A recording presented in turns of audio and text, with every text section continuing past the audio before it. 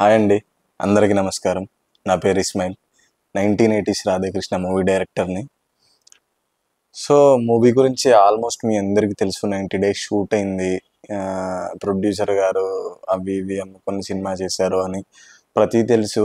But ఏంటంటే మాకు షూట్లో toughest shoot అంటే సినిమా మొత్తం అయిపోయాక రీషూట్ జరిగింది.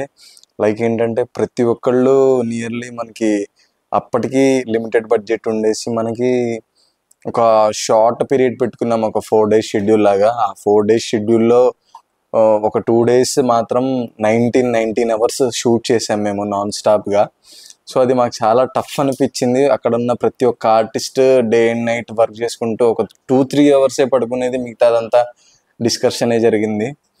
సో ఆ పోర్షన్ అనేది చాలా టఫ్ అనిపించింది మాకు, మా టీంకి. చాలా ఇబ్బంది పడుకుంటూ చేసాము.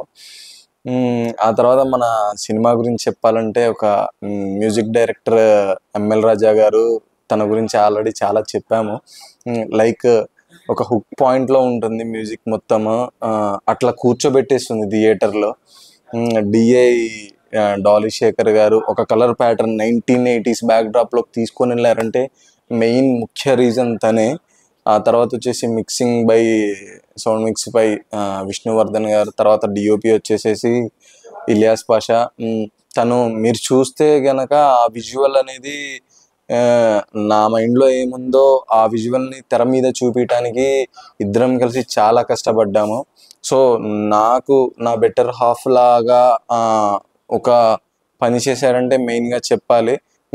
ప్రాపర్గా ఫ్రేమింగ్స్ కూడా ప్రాపర్గా నేర్చుకొని నా దగ్గర కూర్చొని, అన్న ఈ ఫ్రేమ్ని ఏమంటారు అని ప్రతిదీ నేర్చుకొని మరీ నేను చెయ్యాలి ఈ సినిమా అని కష్టపడి చేశాడు పిల్లాడు.